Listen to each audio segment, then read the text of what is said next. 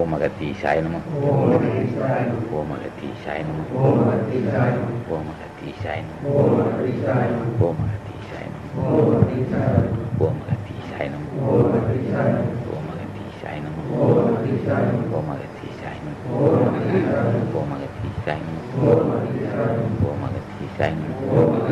ஓம் அகத்தீசாய நம. ஓம்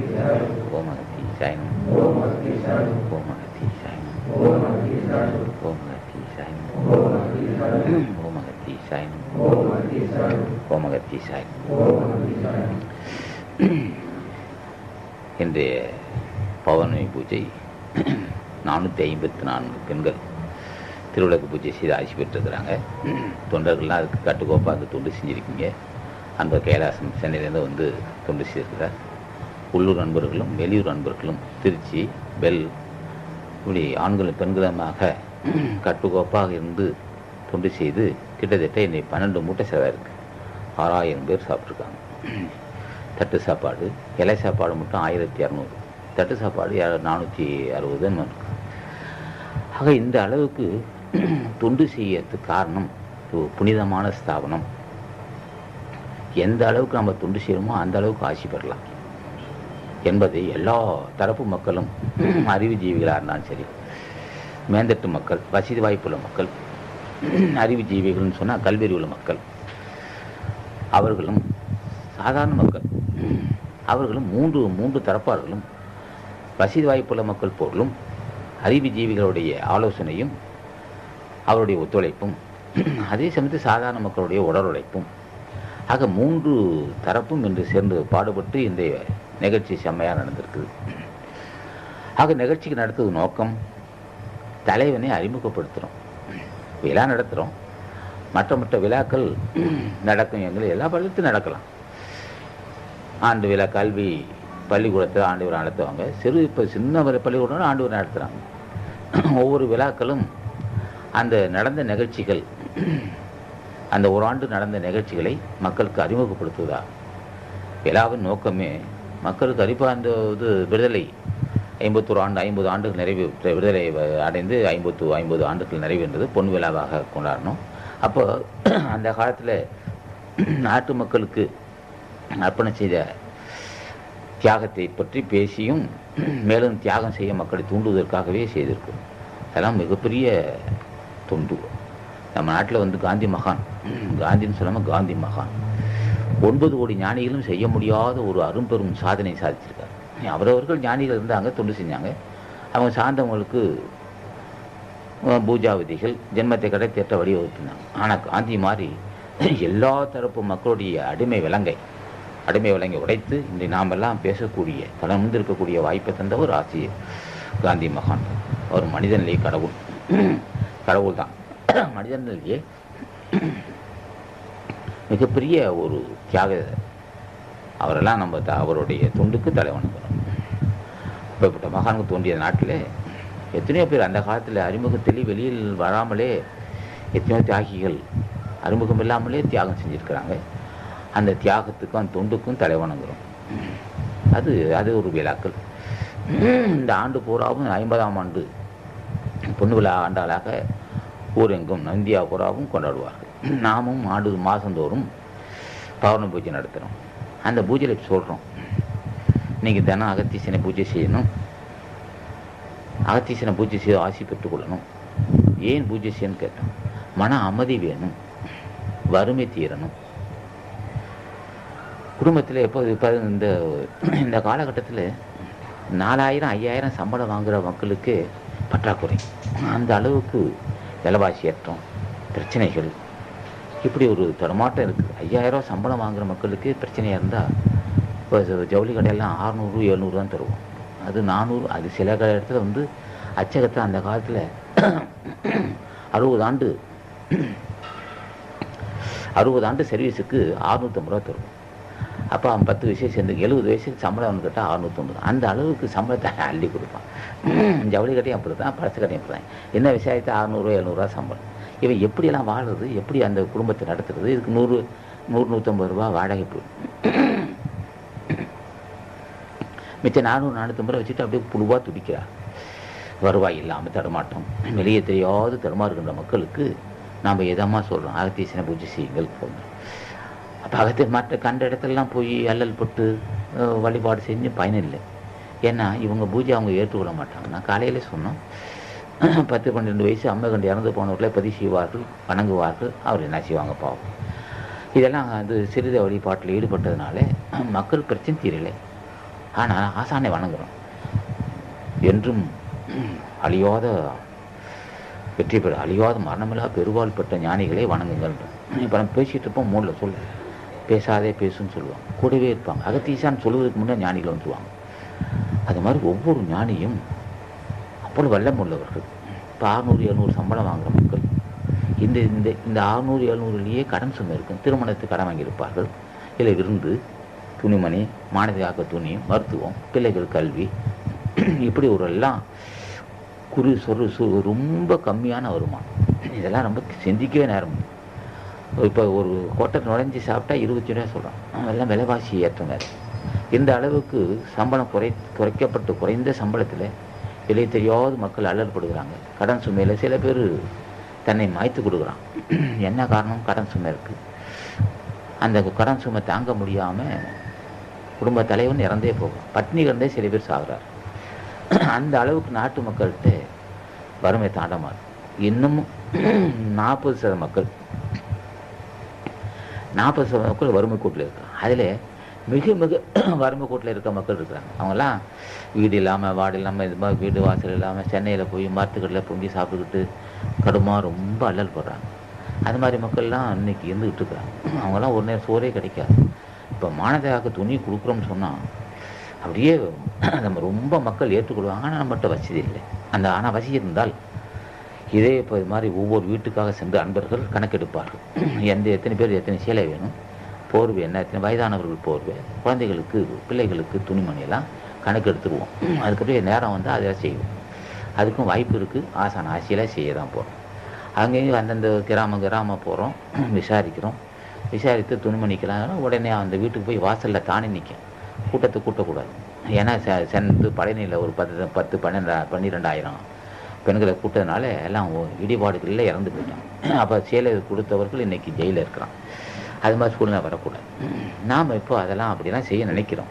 அடுத்து இப்போ இந்த ஒவ்வொரு மாதமும் முதல் சனிக்கிழமை இந்த அன்னை சேவா மன்றமும் அன்னை சமூக சேவை மன்றமும் அகத்திய சன்மானம் சேர்ந்து லோட்டரி சங்கம் 3 சேர்ந்து ஒவ்வொரு மாதம் முதல் சனிக்கிழமையும் கண் சிகிச்சை மருத்துவ முகாம், கண் சிகிச்சை முகாம் நடத்தி அங்கே அவர்களுக்கு கண்ணாடி போடுவது, அறுவை சிகிச்சை மாதவன் செய்கிறார். நாம் அது இடம் தர்றோம், சாப்பாடு கொடுக்குறோம், முடிஞ்ச அளவுக்கு உதவி செய்கிறோம். அவர் துணை இல்லாமல் அது செய்ய முடியாது. ஏன்னா மருத்துவரை பார்க்கணும், அது சேர்க்கணும், அது சொன்னால் எப்படி செய்யணுங்கிறது பயிற்சி உள்ளவர். அவங்க துணை கொண்டு தான் அது செய்ய முடியும். இப்போ நம்ம சங்கம் அது கண் சிகிச்சை கண் மருத்துவ முகாம் அமைக்கிறதுக்கு துணையாக இருக்கிறோம், தொண்டு செய்கிறோம். இது ஒரு பெரிய தொண்டு தான். அது அன்பர் அவருடைய சேரிய முயற்சி தான் அதுக்கு செஞ்சுருக்கோம். அவருக்கு நம்ம வாழ்த்து தெரிவிக்கிறோம். அகத்தீசன் ஆட்சி இருக்குன்னு வேடிக்கிறோம். அடுத்து இப்போ பசியாற்றம். இந்த பகுதி மக்கள் இந்த நமது உதவியை நிறைய பெற்று வருகிறாங்க. ஏழை எளிய மக்கள் நம்ம கொடுக்குற உணவை பயன்படுத்திக்கிட்டு அவங்க வறுமை இல்லாமல் வாழ்ந்துருக்காங்க. சில பேர் கடன் சுமை இல்லாமல் இருக்கிறாங்க. அது ஒரு பெரிய நல்ல கேள்விப்படும். இது ஒரு வகையில் மக்கள் தண்ணி பிரச்சனை தர்றோம். மக்களுக்கு தண்ணி பிரச்சனை தீர்க்கிறோம். ஆக பசியாற்றம், தண்ணி தர்றோம். அடுத்து கண் மருத்துவ முகாம் அமைத்து அது மூலமாக தொண்டு செய்கிறோம். அன்பரோடு சேர்ந்து ஒவ்வொரு சேர்ந்து செய்கிறது நல்ல ஒரு மகிழ்ச்சி கொடுக்கும். அடுத்து மானதிகாக்க துணி திட்டம் போட்டுக்கும். அதுக்கு வாய்ப்புன்னு தான் பார்ப்போம். இந்த காலகட்டத்தில் இது பெருசு. ஆனால் இந்த பகுதி மக்கள் தான் நன்மை அடைகிறாங்களே தவிர பெருவாரியான மக்கள் இப்போ பக்கத்து அளவு 10 கிலோமீட்டர் 5 கிலோமீட்டர் இருக்கிற மக்களுக்கு இது போய் சேரலை. நம்ம உதவிகள் அவர்கள் என்ன செய்யணும்? தலைவனை பூஜை செய்யணும். தலைவனை பூஜை செய்தால் நிச்சயமாக வறுமை இருக்காது, மன அமைதி இருக்கணும். நாம சொல்லலை, வள்ளுவனை சொல்லுவான். தலைவனை அறிந்து பூஜை செய்தால் செல்வனில் பெருகினான். அவனே சொல்லுவான், பெருவாரியான மக்கள் வழிபாடு செய்யலை, தலைவனை அறிந்தப்போ நினைக்கும் போதே வருவார்கள். இவர்கிட்ட ஒரு பெரிய வாய்ப்பு நினைப்பேன். இப்போ வள்ளுவ பெருமான் என்றாலோ, அருணகிரிநாதன் என்றாலோ, திருமல தேவா என்றாலோ, காலாங்கிநாதர் போகமகாரிஷி என்றாலோ, சட்டமுனி என்றாலோ, சட்டமுனி சான்றோன்னு சொல்லுவான். அப்போ அவர் பராக்கிரமசாலி. அந்த வர்க்கத்திலேயே இப்படி தான் பேசுவார். நான் மாமாம்பார். மாமான்னா பெரிய பயில்வான அர்த்தம். என் பேரை கூப்பிடாண்டுவார். அப்படியெல்லாம் அவங்கெல்லாம் பெரியவங்க. அதே மாதிரி சட்டமுனி, சண்டீசர், கரூர் முனிவர், சிவவாக்கியர், கொங்கண மகரிஷியெல்லாம் மிகப்பெரும் ஞானி. இதெல்லாம் வந்து மக்கள் மத்தியில் பரப்பணும். இதெல்லாம் அவங்களாம் நினைத்த போதே வந்து அருள் செய்யக்கூடிய மக்கள், பெரியவங்க அவங்களாம். ஆக அவங்கள வந்து மக்கள் மத்தியில் பிரபல்யமாக்கி அவங்க வந்து வெளியே சொல்ல முடியாது. நம்ம வழிபாடு செய்ய சொல்லணும். வள்ளுவன் சொல்லுவான், தலைவனை புரிந்து கொண்டு பூஜை செய்யாதனால தான் வறுமை இருக்குன்னு சொல்லிடுவான். இவ்வளோ நலிந்து இருக்குது, கேட்பாரற்று கிடக்கிறார். சில குடும்பத்தில் நோய்வாய்ப்பட்டும், மழை பெய்யா உள்ளுக்கு அந்த சின்ன குடிசையாக இருக்கும், மழை பெய்தால் அது மாற்று குடிசை இருக்காது, அதுக்கு ஒரு மாற்று கீற்று போட்டு விட முடியாது. அப்படியெல்லாம் மக்கள் நலிகிறாங்க. ஆனால் தலைவனை புரிந்து பூஜை செய்யலை. அவன் சொல்கிறான், ஒரு சிலர் மட்டும் தான் பூஜை செய்கிறாங்க. இந்த காலத்திலையும் நல்ல சுவையான உணவு, நல்ல பாதுகாக்கப்பட்ட குடிநீர், மருத்துவம், தேவையான உடல் நோய் வந்தால் உடனே மருத்துவம், சுகாதாரத்துக்குட்பட்ட குடியிருப்பு, உணவு, தகுதியான உணவு, உறைவிடம், உணவு, உடை, உறைவிடம், உத்தியோக வாய்ப்புகள், இந்த ஒரு அமையும். சுகாதாரமாக பாதுகாக்கப்பட்ட குடிநீர், சுவையான உணவு, போசாக்கு சத்து உள்ள உணவுகள், தங்குவதற்கு இடம், வசதி, தனக்கு தேவையான ஒரு உத்தியோகம், இந்த 4 செம்மையாக இருக்குது. அதுக்கப்புறம் மனைவி மக்கள் நல்லபடி இருக்கிறாங்க. நோய் இல்லாத மனைவி, நோய் இல்லாத கணவன், நல்ல சுற்றுப்புற சூழ்நிலை, அந்த சுகாதாரத்துக்கு உட்பட்ட வீடு, குடியிருப்புகள், நல்ல குடியிருப்பு, சுற்றுப்புற சூழ்நிலை அமைந்த குடியிருப்பு, சுகாதாரத்துக்கு உட்பட்ட குடியிருப்பு, இத்தனையும் இருக்குது. என்ன காரணம்? இந்தியா வறுமைப்பட்ட நாடுன்னு சொல்கிறீங்க, இவ்வளோ வாய்ப்பு அவன் இருக்குது. என்ன காரணம்? என்ன அவன் செய்தான்? நம்ம ஜென்மத்தை செய்த புண்ணியம், தலைவனை பூஜை செய்தது. இப்போ ஆறுமுக பெருமானை அவன் என்ன செய்வாங்க, சில குடும்பத்தில் பூஜை அறை இருக்கும், சுப்பிரமணியரை வச்சு பூஜை செய்கிறான். சுப்பிரமணியரை வச்சு பூஜை செய்தவன் தான், அகத்தீசனை பூஜை செய்தவன் தான். அவன் என்ன செய்கிறான், 10 நிமிஷம் விழுந்து பூஜை செய்வான். உள்ளுக்கு போய் அவன் புரியுதோ புரியலையே சுப்பிரமணியரை வணங்கி அவன் கடமை செய்கிறான். தலைவன் காலையில் அவன் ஆசான ஒரு 5 நிமிஷம் நாமஜபம் செய்கிறான், வணங்குறான் சுப்பிரமணியர், ஓம் சரவணப்பா வாங்குறான், முருகாங்கிறான், சொல்கிறான், பூஜை செய்கிறான். செல்வம் பெருகுது, வறுமை இல்லாத வாழ்வம் இருக்குது. ஆக தலைவனை பூஜை செய்து ஆசி பெற்று நல்ல பாதுகாக்கப்பட்ட குடிநீர், நல்ல சுற்றுப்புற அமைஞ்ச நல்ல குடியிருப்பு, உடல் ஆரோக்கியம், நல்ல உத்தியோகம், வறுமை இல்லாத வாழ்வா இருக்குது அவனுக்கு. இதே நாட்டில் மக்கள் வந்து கேட்பாரற்று சரியான குடியிருப்பு வசதி இல்லாமல், பாதுகாக்கப்பட்ட குடிநீர் இல்லை, சுற்றுப்புற சுகாதாரம் இல்லை, தாண்ட மாட்டு வறுமை, மாட்டு துணி இல்லை. இதுக்கு என்ன சொல்கிறான் வள்ளுவன், இலர் பலராகிய காரணம் அவனே சொல்லுவான். வள்ளுவ பெருமான் மக்களை பார்த்து பொல்லாத வறுமைக்கு உட்பட்டு தடுமாறுகிறார்கள், காரணம்னா அவனே சொல்லுவான். இலர் பலராகிய காரணம். 1, 2 வகை உண்டு. ஒன்று சிறப்பறிவு இல்லாத மக்கள் என்று பொருள் உண்டு. உண்மைக்குள் அறியாத அறிவில்லாத மக்கள் என்றார். அறிவுன்றது ஒரு சிறந்த செல்வம். அந்த அறிவு என்ற சிறந்த செல்வம் இல்லாமை என்று பொருள் உண்டு. ஆனால் அப்படி எடுக்க முடியாது. இது தவம் என்ற அதிகாரத்தை கடைசி பாடலாக இருப்பதனால மற்ற பாடல்களும் அப்போ தவம் என்று சொல்லப்பட்ட பாடல் இந்த கடைசி பாடல் 270வது பாடல், 27வது அதிகாரத்தை கடைசி பாடல். இலர் பலராகிய காரணம், வறுமை மிஞ்சி வறுமை கோட்டு கீழ் உள்ள மக்கள் பெருவாரியான மக்கள் இருப்பதற்கு காரணம் அவனே சொல்லுவான். இலர் பலராகிய காரணம், மோற்பால் சிலர் பலர் நோடாதான். கடவுளை அறிந்து பூஜை செய்கிறவங்க சில பேர் தான். பெருவாரியான மக்கள் கடவுளை அறியல. என்ன காரணம்? தலைவனை அறியாது பூஜை செய்ய முடியுமா? பூஜை முடியாது. ஏன்னா அதே சமயத்தில் அவர்களுக்கு தெரியாது, சுட்டி காட்ட ஆள் இல்லை. அதனால தான் பெரியவரான மக்கள் வறுமையில் அல்லல்பட்டுருக்கிறோம். ஆக தலைவன் நாம் அறிமுகப்ப விழா நடத்துகிறோம், மாதந்தோறும் வெள்ள பௌர்ணமி பூஜை நடத்துகிறோம். நீங்கள் யாரை வணங்க வேண்டும், எப்படி வணங்க வேண்டும் அப்படின்னு தலைவர் அகத்தீசனை கடவுளை அறிமுகப்படுத்துகிறோம். கடவுள் ஆசி இல்லை என்றால் எந்த காரியமும் செய்ய முடியாது. அது யாராக இருந்தாலும் சரி, பணபலத்தை வச்சுட்டு மட்டும் ஒரு காரியம் சாதிக்கவே முடியாது. ஒன்று ஆசி இருக்கணும், ஒன்று புண்ணியபலம் இருக்கணும். புண்ணியபலமும் அருப்பணம் உள்ள மக்கள் தான் காரியத்தை சாதிக்க முடியும். கல்வி வரும், உத்தியோகம் கிடைக்கும். எவ்வளவோ விபத்துக்கு நடக்கலாம், எங்கே பார்த்தாலும் அடிப்பட்டு தீ காயங்கள். இந்த ஆண்டு எப்போதுமே, இந்த ஆண்டு மட்டும் 97, 98, 99 இந்த 97, 98 இந்த ஆண்டுகளில் தீ விபத்துகள் எங்கே பார்த்தா நடக்கும். அதே சமயத்தில் ரயில் விபத்து நடக்கும். இப்போ இந்த ஆண்டு நெருப்பு ரத்த மழை உண்டாகும். இத்தனை விபத்துகள் இருந்தாலும் ஆசான் அகத்தீசனையோ அல்லது அருணகிரிநாதனையோ அல்லது ராமலிங்க சாமியையோ மாணிக்க வாசகனையோ தாய்மான சாமிகளையோ திருமல தேவனையோ வணங்கி வண்டியில் போனோம்னா நமக்கு இடையூறு இருக்காது. விபத்து நடக்கலாம், நமக்கு இடையூறு இல்லாமல். ஆக இந்த வணங்கி பூஜை செய்துட்டு வண்டியில் வாகனத்தில் போகும்போது தலைவன் பார்க்குறான், அவனை பாதுகாத்து வீடு சேர்க்க வேண்டிய பொறுப்பு இப்படி இருக்குது. அவங்க இதெல்லாம் செய்கிறாங்க, கடவுள் வந்து அதெல்லாம் செய்கிறார். ஆக இந்த அளவுக்கு விபத்துக்கு நடந்தாலும் இப்போ என்ன செஞ்சான், இப்போ இந்த விசாகப்பட்டினத்தில் ஒரு தீ விபத்து நடந்தது. இது எரிபொருள் சம்மந்தப்பட்ட இடத்துல இந்துஸ்தான் அதானே, அங்கே வந்து பெட்ரோல் நிலையத்தை வந்து தீ பிடிச்சிருச்சு. இப்போ அது கட்டுப்படுத்த முடியல. 300 பேர் வரலும் அங்கே இருந்திருக்காங்க, இறந்தவர்கள் கணக்கு தெரியல.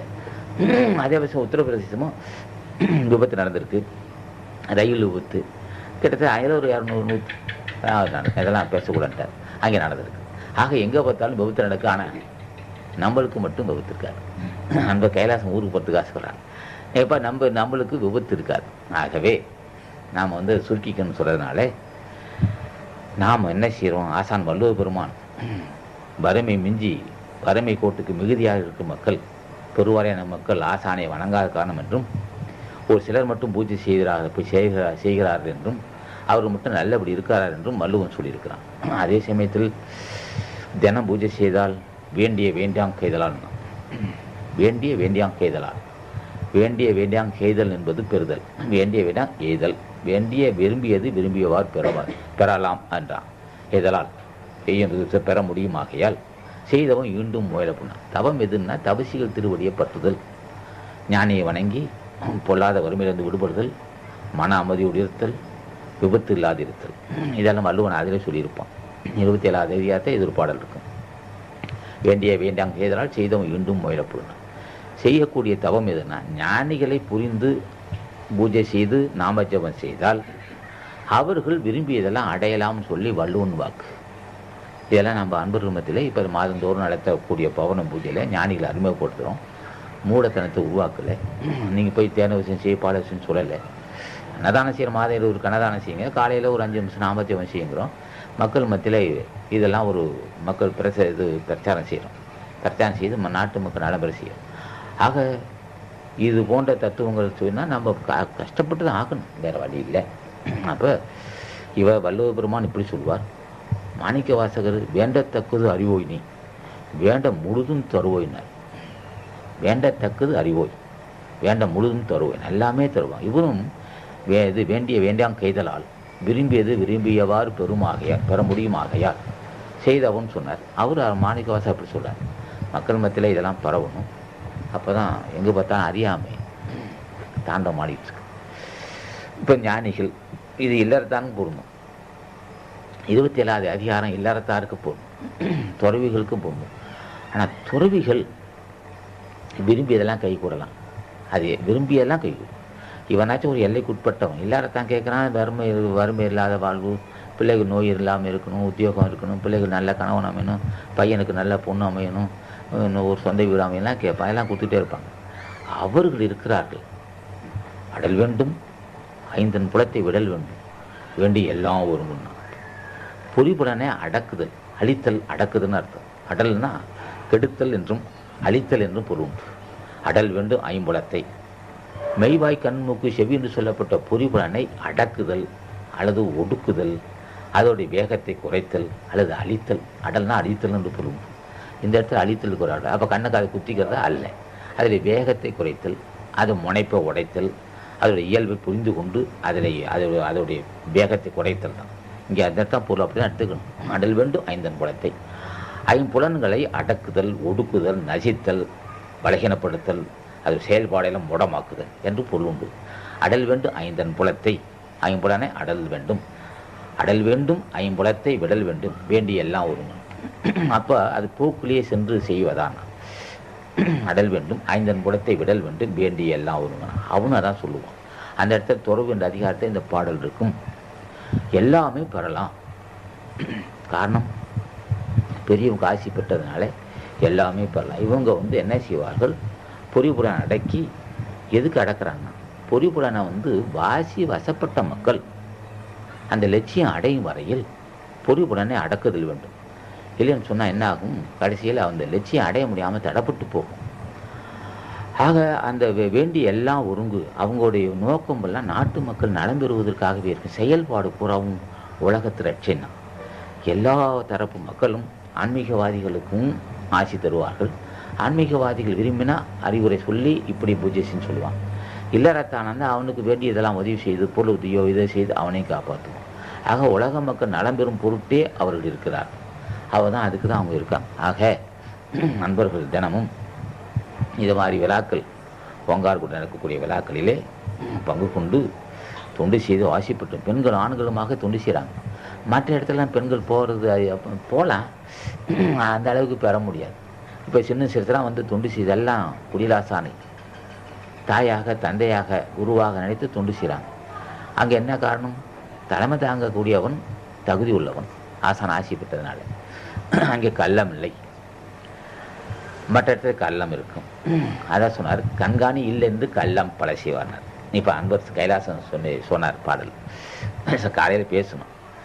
கண்காணி இல்லைன்று கள்ளம் பல செய்வார், அவை வேண்டிய எல்லாம் ஒருங்கணும், விரும்பியதெல்லாம் கைகூடும். நாட்டு மக்களுக்கே தன்னை அர்ப்பணிக்கூடியவர்கள். ஆனால் உலக மக்கள் என்ன செய்யறாங்க, சில பேர் இந்த சாது சங்கத்தில் விகாரமான காமதேகம் இருக்கும், மும்மலத்து சேட்டை, அந்த மும்மல சேட்டை அடக்க முடியாமல் விகாரமான காமதேகம் இருக்கும். அவன் என்ன செய்வான், யாருக்கும் தெரியாமல் பொருளாதாரத்தை சேகரிக்கணும், அடுத்து காமவெறியை அடக்கி கொள்ளணும், காமவெறி தீர்த்து கொள்வதற்கு கண்டபடி செய்வான். அவன் சொல்லுவான், கண்காணித்தல் என்பது இந்த உலகத்தை பற்றி எல்லாரையும் கண்காணிக்கக்கூடியவன். கண்காணினா இப்போ சிலவனில் வந்து 10-20 பேரை கண்காணிப்போன்னா கவனம் செலுத்தி அவனை வேலை வாங்குன்னு அர்த்தம். ஆக உலக மக்கள் மீது கவனம் செலுத்துவது தான் கண்காணி. 10-20 பேர்த்தை வச்சு வேலை வாங்க. அப்போ நம்ம தலைவன் உலகத்துக்கெல்லாம் கண்காணி, அவன் தான் வந்து தலைவன், அவன் தான் முதலாளி. அதான் பெரிய அதிகாரி உலகத்துக்கே மன்னன் தலைவன். அவன் சொல்கிறான், கண்காணி இல்லைன்று களம் பல திருமந்திரத்தில் இருக்கு. உலக மக்களை எல்லாம் கண்காணிக்கக்கூடியவன், அவருடைய செயலையெல்லாம் அவருடைய செயலெல்லாம் ஆராய்ந்து பார்த்து வரவு செலவு செய்கிறவன், ஊதியம் தருகின்றவன். பாவம் செய்தால் பாவத்தை தருவான், புண்ணியம் செய்தால் புண்ணியத்தை தருவான். ஆக அவருடைய வரவு செலவெல்லாம் கண்காணித்து செயல்படக்கூடியவன் தலைவன் ஒருத்தன் இருக்கிறான். ஆனால் அவனை புரிந்து கொள்ள மக்கள் புரிந்து கொள்ளலை. கண்காணி இல்லைன்று கள்ளம் பல செய்வான். கள்ளம்னா வஞ்சனை தேகம். காமுகர்கள் என்ன செய்வான், இந்த துறையை புரிந்து கொள்ளாது காவியோடை தரித்து சமுதாயத்தை மேய்ச்ச கடாக்கிடுவான். அங்கெல்லாம் சிறுத்து போக முடியாது, போன பெரிய பிரச்சனை வந்துடும். காரணம், அவன் வந்து கள்ள தேகம், காம தேகம். புலனை வந்து புரிந்து கொள்ளாதவன், உடம்பை பற்றி அறிந்து கொண்டவன் நானே உயிரை பற்றி அறிவான். உடம்பு இறைந்தவன் தான் மெய்வாய் கண்முக்கு செவி என்று சொல்லப்பட்ட அறிவான். மெய்வாய் கண்முக்கு செவி என்று சொல்லப்பட்ட புலன். பொறி என்பது முன்கருவி, கண் பொறி, புலப்படுவது புலன். அப்போ என்ன சொல்லிட்டான், உடம்பை பற்றியும் உயிரை பற்றி அறிந்தான். உடம்பை பற்றியும் உயிரை பற்றி அறிந்தவன் அதோடைய இயல்பு அறிந்தான், பொறிபுலன் அறிந்தான். ஆக இதெல்லாம் இந்த மணி எத்தனை, கைலாசம் எப்போ போகணும்? இப்போ மணி என்ன? சரி. அப்போ என்ன செய்யறான், உடம்பை பற்றி அறிந்தான். உடம்புடைய இயல்பு காமதேகம். காமதேகத்துக்கு உயிர் மீது குற்றம் இல்லை, உடம்பு மீதும் குற்றம் இல்லை. எல்லாம் இல்லை, இயற்கையை அப்படி அமைச்சிருக்கிறார். ஒவ்வொரு மனிதனுக்கும் காமதேகத்தில் இருந்திருக்கிறார். இந்த தேகம் இந்த தேகத்தை ஒழிக்காமல், இந்த தேகத்துடைய 10 நிமிஷம் கழிச்சு பேச, இந்த தேகம் இயல்பு அறிந்துக்கணும் அவர்கள். இந்த தேகம் நம்மளுக்கு கடவுள் கொடுத்ததே மரணமில்லா பெருவாழ்வு பெறுவதற்காக கொடுத்துருக்குறான். இந்த உடம்பு இந்த மாசு தீர தீர தீர மாசு நீங்க உள்ளொளி பெருகுதுன்னா, அப்போ மாசு நீங்க உள்ளொளி பெருகுது. இந்த புற உடம்பாகிய உமி, அப்போ அரிசி இருக்கு, அரிசி மேலே உமி இருக்கு. அந்த உமி இருந்தால் தான் அரிசி முளையும். உமி இல்லாட்டி மேலே இருக்க அந்த தோலை உமி இல்லைன்னா அரிசி முளையாது. ஆக அந்த அரிசி முளைவதற்கு காரணமானது இந்த உடம்பு தான். ஆக உள்ளே ஜோதித்துவம், அரிசி என்று சொல்லப்பட்ட ஜோதி தோன்றுவதற்கு புற உடம்பாகிய உமி வேண்டும், இல்லைன்னா முடியாது. கடவுளை தான் கொடுத்துருக்கான். அவரவருக்கு தேகம் தந்ததே உள்ளொளி பெருக்குவதற்காக தான். அதை அவன் புரிஞ்சுக்கிட்டாங்க. என்ன சொன்னால், பெறுதற்கரிய பிறவியை பெற்றும் பெறுதற்கரிய பிரானடி பேனார்த்தான். பெறுதற்கரிய பிறவி. புரிந்து கொண்டவன், அறிந்து கொண்டவன், ஆசான உபதேசம் பெற்றவனுக்கு இந்த உடம்பு மிகப்பெரிய வரப்பிரசாதம். இந்த உடம்பு துணை இல்லாமல் அந்த லட்சியத்தை அடைய முடியாது, ஜோதியை காண முடியாது. ஆக என்ன சொல்கிறான் இங்கே சொல்லும்போது, அடல் வேண்டும் ஐந்தன் பொழுத்தை விடல் வேண்டும் வேண்டி எல்லாம் வேண்டும்னா. ஆக மெய்வாய் கண்முக்கு செவி என்று சொல்லப்பட்ட பொறியையும் அதால் காணக்கூடிய புலனையும், பொறியைந்து புலனைந்து கர்ண 4. ஆக மனம் புத்தி சித்தமாகிய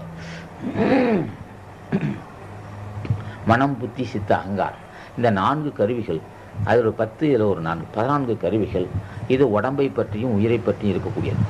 இது அவன் புரிந்து இந்த பொறிப்புடனை முறைப்படுத்தினால் இதுவே நம்மளுக்கு மரணமில்லா பெருவாழ்வு தரக்கூடிய மார்க்கத்தை உண்டு பண்ணும். இதெல்லாம் அவன் ஞானிகளுக்கு தான் தெரியணும். அப்போ என்ன சொல்கிறான் அங்கே சொல்லும்போது, கண்காணி இல்லென்று கள்ளம் பல செய்வார். எல்லோரையும் கண்காணிக்கிறான். உலக மக்களை அத்தனையும் அவனுடைய வரவு செலவை பார்க்கக்கூடிய தலைவன் இருக்கிறான்னு அறிந்து கொள்ளணும். தலைவன் இல்லை, நம்ம ரகசியமாக ரூமுக்குள்ளே தான் இருந்துச்சுன்னா ரூமுக்குள்ளே இருப்பான்.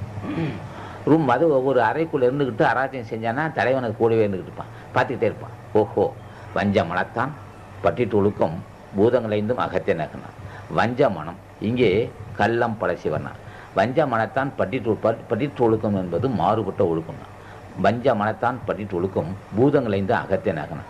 பஞ்சபூதம் என்ன செய்ய, நீ எங்கே இருந்தாலும் எனக்கு தெரியும். நீ இந்த உலகத்தில் எந்த இடத்துல இருந்தாலும் நாங்கள் இருக்கிறோம். பஞ்சபூதங்கள் இல்லாத இடமே இல்லை. நீ நினைக்காதே, காற்று இல்லாத இடம் இருக்க முடியாது, நீர் பசி இல்லாத இடம் இருக்க முடியாது, அது வெப்பம் இல்லாத இருக்க முடியாது. ஆக பஞ்சபூதங்கள் எங்கேயும் இருக்கு. பஞ்சபூதம் அகத்தே நகுன்னா. நீ உன் வேலையெல்லாம் உன் வரிசையெல்லாம் எனக்கு தெரியும், நான் உனக்கு நிச்சயம் கொண்டுடுவேன் அப்படின்னா. ஆக இது வள்ளுவன் ஞானி என்பதனால தான் இந்த வார்த்தையை பயன்படுத்துவான். பஞ்சபூதங்கள் அகத்தே நகுன்னா, வெளியே தெரியாமல் சிரிக்கணும். ரூமுக்குள்ளே அராஜகம் செஞ்சாலும் வெளியே தெரிஞ்சு போகணும். ஆக இதெல்லாம் அவன் சொல்லுவான். திருமலை தேவன் வள்ளுவருமான் அப்படி சொல்லுவார். அகத்தே நகுன்னா, உன்னை நான் கடைசி நீ உன் கூட தான் இருக்கிறேன், உன் உடம்பு கூட இருக்கிறேன், உன் வஞ்சனை எனக்கு தெரியும், கடைசியில் நான் ஒன்று புரிஞ்சிடுவேன்னு சொல்லும். அகத்தே நகுன்னு சொன்னால் ஏளனமாக சிரிக்குன்னு அர்த்தம். இங்கே என்ன சொல்லுவான் திருமலை தேவர் சொல்லும்போது, கண்காணி இல்லென்று கள்ளம் பல செய்வார். அங்கே அகத்தே நகுன்னா, இங்கே கண்காணி இல்லென்று கள்ளம் பல செய்வார். சிலன்னு சொல்ல பல செய்வார். செய்ய செய்ய செய்ய அறிவு வேலை செய்யாது. அராஜகம் செய்ய செய்ய அறிவு வேலை செய்யாது. கள்ளம் பல செய்வார். கண்காணி இல்லா இடமில்லை காணுங்கால். புரிந்து கொள்ளணும். அவர் சொல்லுவார், காணுங்கால் ஆராயும் இடத்தில். உலக மக்களே, ஆன்மீகவாதிகளே, நீங்கள் என்னமோ நினைக்கிறீர்கள், அறையில் அராஜகம் செய்தால் வெளியில் வராது நினைக்கிறார். நீ எங்கே அராஜகம் செய்தே அதிலே அவன் இருப்பான்னா. கண்காணி இல்லா இடமில்லை காணுங்கால். காணுங்கால் என்பது சொல்லுவான். கண்காணி இல்லென்று கள்ளம் பல செய்வார்.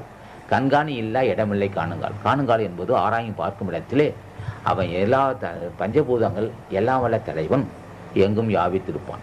இப்போ திருமலாக இருந்தாலும் யாராக இருந்தாலும் எல்லா இடத்தையும் யாபித்திருப்பாங்க. அவங்க நீக்கம் வரை நின்றுருப்பாங்க. அவனை பார்த்துக்கிட்டு தான் இருப்பாங்க. ஆக தலைவனை பூஜை செய்கிற ஒரு மக்களுக்கு இதெல்லாம் புரிஞ்சிருக்கணும். தலைவனை பூஜை செய்து ஆசி பெறுற மக்கள் இந்த பாடலாம் மனசில் வச்சுக்கணும். வஞ்ச மனத்தான் பட்டிட்டு ஒழுக்கம் பூதங்களைந்து அகத்தே நகும். நம்மளை பார்த்துக்கிட்டே இருக்கிறான். பஞ்சபூதாதிகள் நம்மை கவனித்துக்கிட்டே இருக்கும். அதுதான் ஆணாகும் பெண்ணாகவும் இருக்குது. ராஜமாக இருப்பதும் அதே பஞ்சபூதம் தான். அது கவனம் செலுத்திட்டு இருக்கணும். இங்கே சொல்லும்போது கண்காணி இல்லா இடமில்லை காணுங்கால்.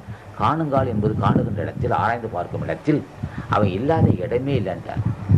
கண்காணி இல்லென்று கள்ளம் பல செய்வார். கண்காணியாக கலந்தெங்கு நின்ற அணை. அவன் என்ன செய்வான், எல்லா உயிரும் உள்ளும் புறமாக இருக்கிறான். இவன் நினைக்கிறான் யாருக்கும் தெரியாதுன்னு நினைக்கிறான்.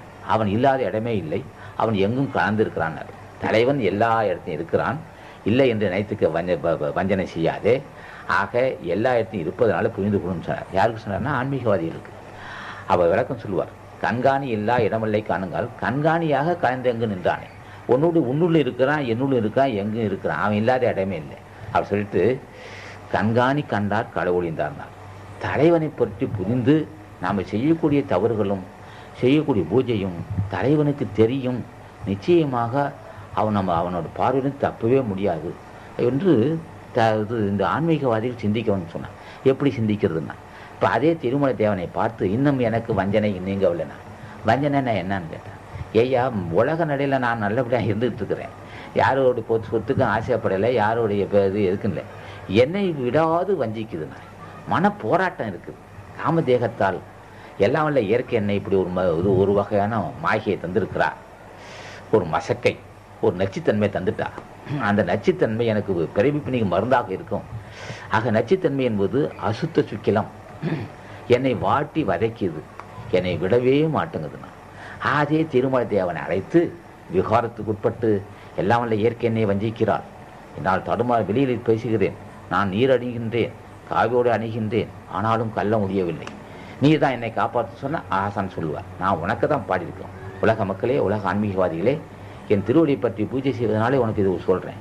நீ என்று என்னை அறிகின்றாயோ அன்றே உன் களவு ஒளிந்ததுதான். என்ன காரணம்? கண்காணியாக கலந்தெங்கு நின்ற அணை கண்காணி கண்டோர் களவு ஒளிந்தார்கள். தலைவனை பற்றி புரிந்து கொண்டவர்கள் களவு ஒளிந்தார்கள். அவ்வளோ பெரிய ரகசியம் இதில் இருக்கும். ஆகவே ஞானிகள் ஆசி பெறுவதற்கு அவருடைய ஆசி பெற்று தான் இதை செய்ய முடியும். ஞானிகளை பூஜை செய்தால் தான் இந்த ரகசியம் தெரியும். இப்போ அது திருமலை தேவனையோ அகத்தீசனையோ அவங்கெல்லாம் இந்த கள்ளத்தை ஒழிச்சிட்டான். கண்காணி கண்டோர் களவுன்னா, களவுன்னா வஞ்சனை அல்லது யாருமே இல்லை. நம்ம நரகத்தை தள்ளுவதும் இந்த உடம்பு தான், நம்ம சொர்க்கத்தை தள்ளுவதும் இந்த உடம்பு தான். ஏன் அப்படி அமைத்திருக்கிறான்னு சொன்னால் பிள்ளைகளுக்கு சொல்கிறார், ஏய் இந்த உடம்பு இல்லைன்னா உன்னால் ஒன்றும் செய்ய முடியாது, உண்மை நீக்கணும். அதான் சொன்னான், தலைவன் ஆசி இல்லாத முடியவே முடியாது. அப்போ தலைவனை அறிந்த மக்களுக்கு தான் இது ரகசியம் தெரியும். பெரியவர்கள் ஆசி இல்லாமல் முடியாது. ஆகவே ஆசி பெறுவதற்காக அவங்க ஆசி பெற்றால் தான் கள ஒளின்னு சொல்லியிருப்பான். ஆக பெரியவர்கள் ஆசி பெற்றணும். ஆன்மீகவாதிகள் நன்றாக புரிந்து கொள்ளணும். அவன் கள்ளம் அற்றவன், கள்ளம் என்று சொல்லப்பட்ட மும்மல் அற்றவன், களிம்பு அற்றவன். ஞானிகள் அத்தனை பேரும் களிம்பு அறுத்தவன். அவன் என்ன சொல்லுவார்? களிம்பறுத்தான் எங்கள் கண்ணுதல் நந்தினார், களிம்பு அறுத்தான் எங்கள் கண்ணுதல் நந்தினார். களிம்பு அற்று போக போக போக போக அறிவு தெளிவடையும். களிம்பு அற்று போக போக போக ஜோதி வெளிப்படும். களிம்பற்று போக போக தான் வெளிப்படுகின்றான். களிம்பற்று போக போக ஜோதி உண்பக்குள் அறிந்தான். ஆக களிம்பறுத்தான் எங்கள் கண்ணுதல்னான். திருமலை தேவன் தான் சொல்லுவார். இதே ஆசான் அங்கே சொல்லுவார். நான் என் திருவடியை பற்றினால் அல்லது ஆசான் நந்தீசன் திருவடியை பற்றினாலும் நாங்கள் இதை செய்து தருகிறோம். நீ எங்களை புரிந்து கொண்டு பூஜை செய். நீ எல்லாம் எங்களுக்கெல்லாம் தெரியாது நினச்சிட்டு கதை வச்சிடாது. நாங்கள் ஒன்று புரிஞ்சுக்கல வல்லம் இருக்கின்றார். ஆக அவர் கள்ளமற்றவர்கள், கலங்கமற்றவர்கள், வஞ்சனையற்றவர்கள், மும்பலமற்றவர்கள், காமத்தை வென்றவர்கள், பெரியவர்கள், அவர்களை பற்றி புரிந்து தினம் ஆசானை திருமலை தேவனை வந்து வணங்கினால் அவர் என்ன சொல்லுவார்? இந்த புரிய வைத்து களிம்பறுப்பான். நம்ம தேகத்தில் இருக்கிற விகாரத்தை மாசற்ற கொள்கையை மனத்தில் அடைந்தாக்கால் ஈசனை காட்டும் உடம்பும்பார். ஆக உடம்பினால் பெற்ற பயனாவதெல்லாம் உடம்பில் உத்தமனை காணும்பார் அவையார். ஆக உத்தமன் என்று சொல்லப்படுற நச்சுத்தன்மையானவன் வஞ்சகனாக இருக்கான். இப்போ நம்ம உடம்பெல்லாம் வஞ்சகனாக இருக்கான், உத்தமனை காணும்னு சொன்னார். அப்போ உத்தமன் என்று சொல்லப்பட்ட இதுன்னா உடம்பு நச்சுத்தன்மையாகி இருப்பதில் வஞ்சகனாக இருக்கிறான். நச்சுத்தன்மை நீங்கன்னா உத்தமனாக மாறுவான். ஆக உத்தமனை காண வேண்டும். அப்போ தலைவனை பூஜை செய்யும்போது அவங்ககிட்ட ஆசானை கேட்கணும். உபதேசம் பெற்றாதான் தெரியும். இது இல்லைன்னு சொன்னால் இதெல்லாம் யாருக்கும் தெரியாது. என்னையா அப்படி சொல்கிறீங்கன்னா வேறு வழியே இல்லை ஐயா. அதுக்கு தான் நாங்கள் சொல்கிறோம், உலக மக்களே தெளிவடையுங்கள். ஆன்மீகவாதிகள் தொண்டர்கள் எல்லாம் தெளிவடையணும்.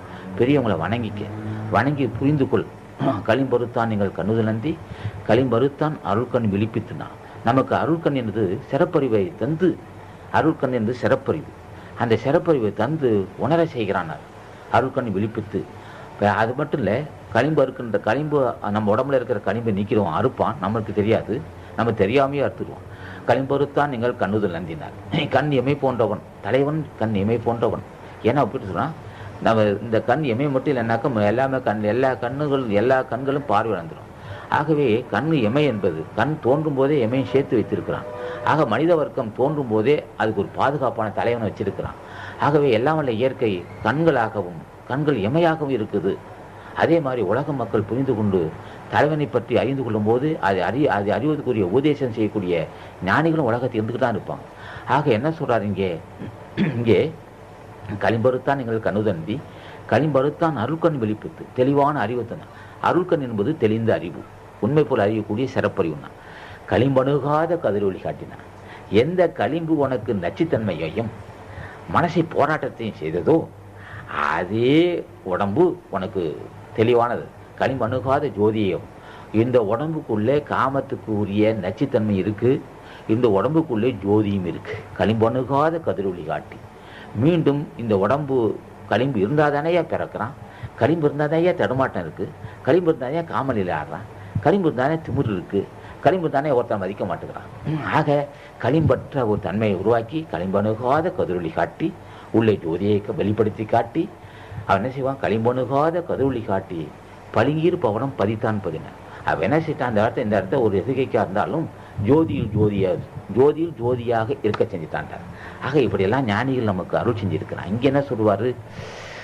அடல் வேண்டும், ஐந்தன் புலத்தை விடல் வேண்டும், வேட்டி எல்லாம் ஒருங்கினார். அது 5 புலனை விடும். ஆனால் பொருள் அறியாமல் பொருள்புடன் அடக்கி யாதொரு நன்மையும் இல்லை. இங்கே சொல்லும் போது கண்காணியிலிருந்து கள்ளம் பல செய்வார், கண்காணி இல்லா இடமில்லை காணுங்கார், கண்காணியாக கலந்து நின்றானே கண்காணி கண்டோர் களவு ஒளிந்தார்கள்.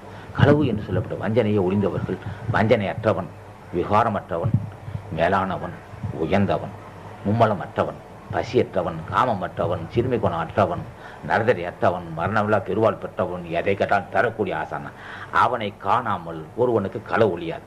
அப்போ களவு என்று சொல்லப்பட்ட வஞ்சனை, களவு என்று சொல்லப்பட்ட களவுன்னா திருட்டுத்தனம் அல்லது வஞ்சனையாகிய மும்மலத்தை அறுத்தெறிவதற்கு அவன் தான் துணையாக இருப்பான் என்றும், அதே சமயத்தில் அவனை சாராமல் ஒரு புரியாது. அதான் பெரியவர்கள் சொல்லியிருக்கிறாங்க. ஆகவே இதுக்கு இன்னும் பாடலுக்கு நிறைய விளக்கம் இருக்குது. இது நம்ம சொன்னதே நல்ல மனசோடு சொல்லியிருக்கிறோம். யார் அணுகணும், என்ன கேட்கணும், எப்படியெல்லாம் பூஜை செய்யணும்னு சொல்லி இதை பதிவு செய்திருக்கிறோம். இந்த பதிவு செய்த நாடா உயர்ந்த கருத்துக்களான பதிவாக இருக்குது. ஆன்மீக அன்பர்களுக்கு ஒரு வரப்பிரசாதமாக நான் நினைக்கிறேன் நான். ஆகவே இந்த தேதி 16/9/97, இடம் ஓங்கார குடில். அன்பர் கைலாசம் அவர்கள் மாலையில் இந்த கருத்துக்கெல்லாம் கேட்டார். அப்போ நான் சொன்னேன், இதெல்லாம் பெரிய கருத்துக்கள், எப்படி விளக்கம் தர சொன்னேன். சந்தர்ப்ப சூழ்நிலை அந்த வாய்ப்பு கிடைத்திருக்கு. இதையெல்லாம் இந்த பதிவு நாடாவை கேட்டு பயனடையும் கேட்டு நீங்களெல்லாம் இந்த பெரியோர்கள் ஆசி பெற்று பொல்லாத வறுமையிலிருந்து மன அமைதியும் பெற்று பெருமைக்குரிய வாழ்வு பெறவும் சொல்லி முடிக்கிறேன். வணக்கம். இப்போ இந்த தேதி இப்போ நாமஜம் செய்யணும்.